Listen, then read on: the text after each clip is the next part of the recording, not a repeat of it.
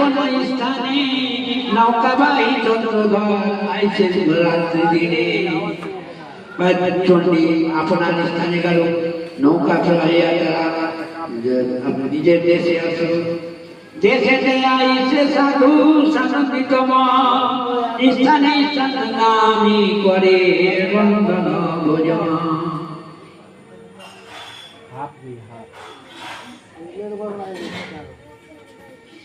দেখো দেখি গৌরী আইছে কোলাহল করি সম্মুখে দেখিল সাধু আপনার পুরী এই